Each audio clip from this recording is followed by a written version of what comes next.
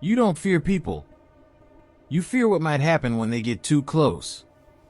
And sometimes, the panic doesn't live outside. It lives inside your own house. There's a specific kind of anxiety no one talks about. It's not fear of crowds. It's not fear of strangers. It's the silent tension that rises when you hear footsteps in the hallway. The way your chest tightens when voices shift in tone. The way your body prepares for conflict, even when nothing has started. Home is supposed to mean safety. But for some, proximity feels like exposure. Not because people are necessarily dangerous, but because the nervous system remembers something. The body stores emotional memory differently than the mind. You may not consciously think about the past, but your body reacts as if it's still possible. If closeness once led to escalation, if disagreement once turned into chaos, if voices once became unpredictable, your brain created a shortcut. Closeness equals risk. Raised tone equals threat. Disagreement equals loss of control. And now, even neutral interactions can activate survival mode. Your heart accelerates. Your breathing shortens. Your muscles prepare. Not because something is happening, but because something once happened. The nervous system does not care about logic. It cares about patterns. And it learned one. The fear is rarely about conversation. It is about escalation. The fear that a simple misunderstanding will spiral. That a small tension will become emotional intensity. That you will not be able to stop what starts. So you anticipate. You scan tone. You analyze facial expressions. You replay conversations before they happen. Is their voice different? Was that sigh frustration? Did I say something wrong? This hyper-awareness is exhausting. And most of the time, nothing actually happens. But your body is already tired. Because the anticipation is often worse than the event itself. The panic you feel today is usually not about the present moment. It is about stored experience. The brain prefers false alarms over missed threats. So it activates early. Very early. Inside the house, this feels more intense. Outside, you can leave. You can escape. You can distance yourself. But inside, there is no quick exit. And the lack of exit amplifies everything. Even silence can feel heavy. Even normal volume can feel like warning. Because at some point in your life, volume meant instability. And the body does not separate then from now. But here is something crucial. Similarity is not sameness. A similar tone does not mean the same outcome. A similar tension does not mean repetition. A similar atmosphere does not guarantee chaos. The mind confuses resemblance with inevitability. When panic rises, there is a small space between trigger and reaction.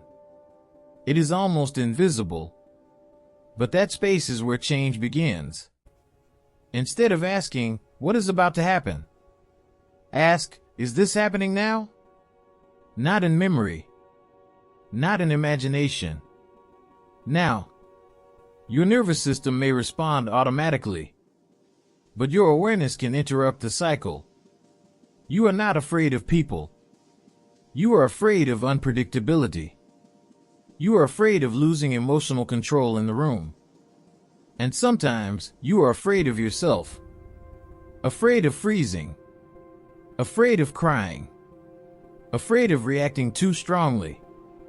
Afraid of not being able to regulate.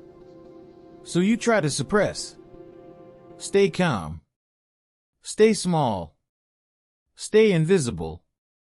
But suppression builds pressure. And pressure increases fear. Regulation is different.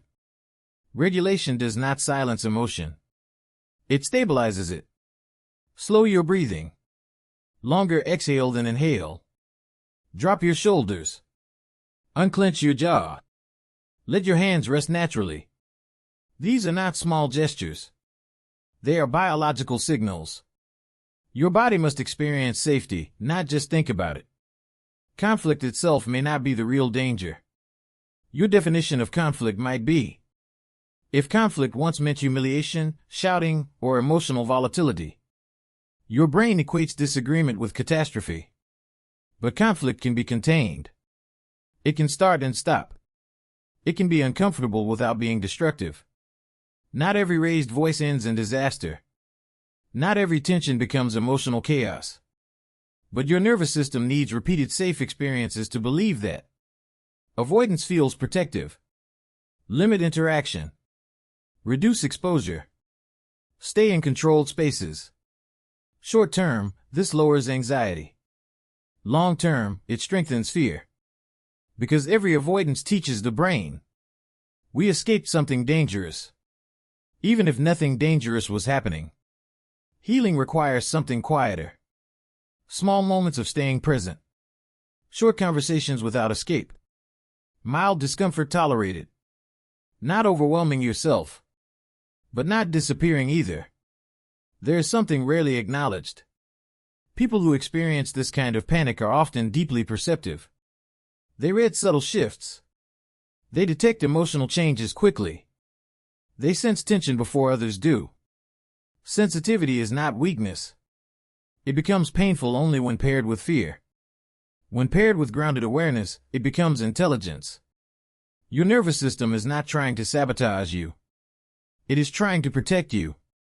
It learned protection in a specific environment. But environments change.